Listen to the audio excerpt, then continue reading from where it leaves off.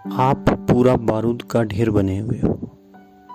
जैसी कोई चिंगारी उसको मिलती है एकदम विस्फोट हो ही जाता है।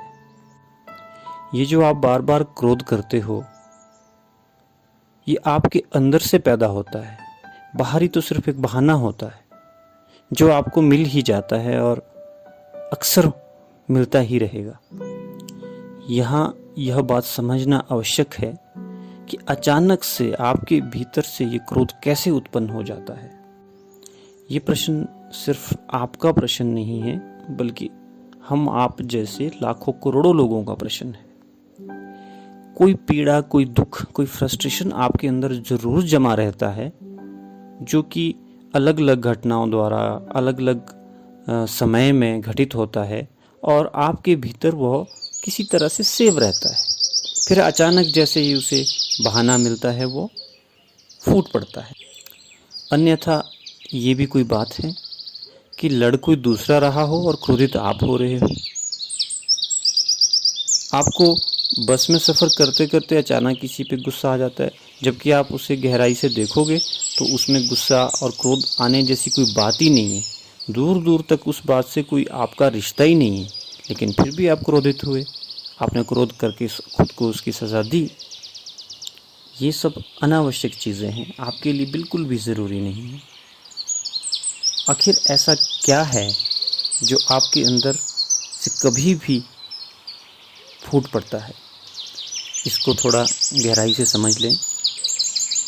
कोई भी सुख, कोई भी दुख प्राय मनुष्यों के अंदर से पैदा होता है, बाहरी कारण नहीं बनते।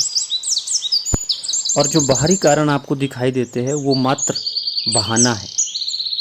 हमने अपने न जाने कितने समय से, कितने महीनों, वर्षों से, और मैं तो यहाँ तक कहूँगा कि न जाने कितने जन्मों से अपने भीतर ये संजो के रखा हुआ है।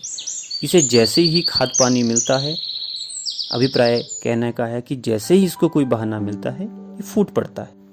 उस समय कारण छोटा हो या बड़ा हो, इस बारूद को सिर्फ एक चिंगारी की ज़रूरत होती है।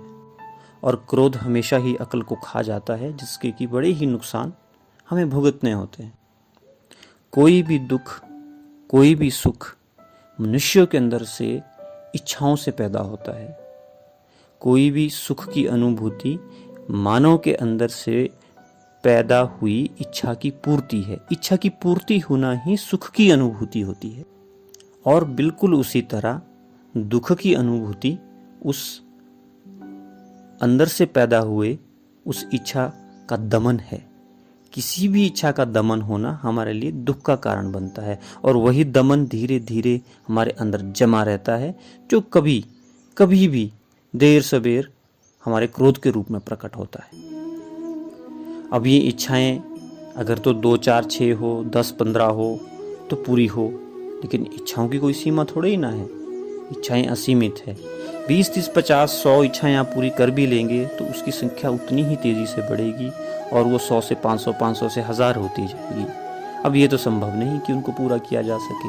परिणाम स्वरूप कुछ इच्छाओं का दमन होगा। दमन से इच्छाएं दबेगी, दब के वो क्रोध पैदा करेगी जो कभी ना कभी फूट पड़ेगा।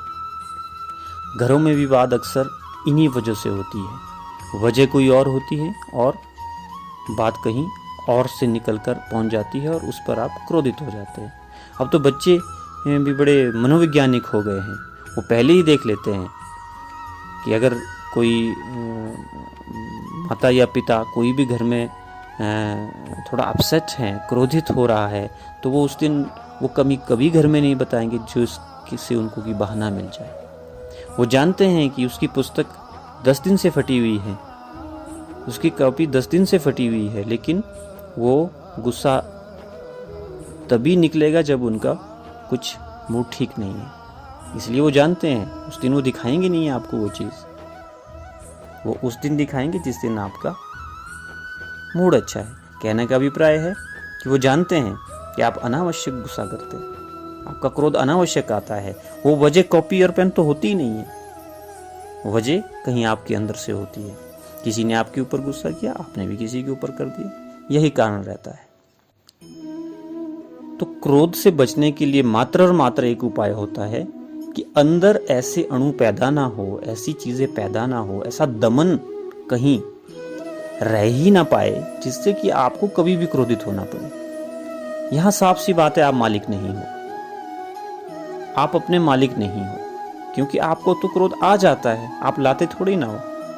अगर आपकी मर्जी से क्रोध आए तो आप मालिक हुए, और यहां आप मालिक नहीं है, आप कहते हो कि मुझे क्रोध हो जाता है, आ जाता है, पता ही नहीं चलता। तो इस दमन को पहले थोड़ा कम करना पड़ेगा। आपको अपने भीतर ये दमन, ये इच्छाएं सीमित करनी पड़ेगी। एकमात्र यही उपाय है। आप जितने भी प्रेम से भरे हुए होंगे उतनी ही करुणा बिखेरेंगे, आप जितने भी दमन से भरे हुए होंगे उतना ही क्रोध बिखेरेंगे, जबकि उस घटना से आपका, जिस बात पे आपने क्रोध किया है, दूर दूर दूर तक कोई रिश्ता ही नहीं होता। एक उदाहरण से आप समझे, बुद्ध के जीवन की एक बहुत मीठी कहानी है, उससे शायद हमें बात और अधिक समझ में आएगी। बुद्ध गांव-गांव जाते, घूमते थे। एक दिन अचानक उन पर किसी व्यक्ति ने थूक दिया। हालांकि वो इस बात की शिकार अक्सर रहा करते थे कि कोई उनको पाखंडी कहे, ये महात्माओं के साथ अक्सर होता है, लेकिन कोई थूक दे ये पहली बार हुआ था। तो उनका एक बहुत करीबी शिष्य था आनंद। आनंद को बहुत क्रोध आया। ये कहानी मैंने बहुत सुनी है, पढ़ी है। आनंद को बहुत क्रोध आया कि वो बुद्ध को बोले कि देखिए महाराज, अब तो बहुत अति हो गई है, यहाँ तक तो सब ठीक था, लेकिन अब कोई आपके ऊपर थूक के चला जाए और हम चुप रहे, ये सहन नहीं होगा।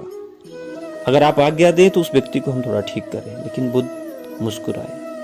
बुद्ध ने कहा, देखो आनंद, वेग तीव्र है, वेग तीव्र है, भाषा असमर्थ है, क्रिया से प्रकट किया है, कह लेने दो, कुछ और कहना चाहता है, कह लेने दो।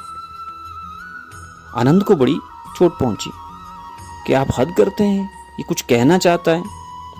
बुद्ध ने बड़े प्रेम से समझाया कि आनंद तुम शांत रहो, ये मनुष्य है ही बड़ा पीड़ा में, और ये एक यही व्यक्ति नहीं, हर मनुष्य इस पीड़ा में है, चारा नहीं रहता, असमर्थ हो जाता है, अब क्रिया से प्रकट कर रहा है। अगले दिन बुद्ध दूसरे गांव में थे।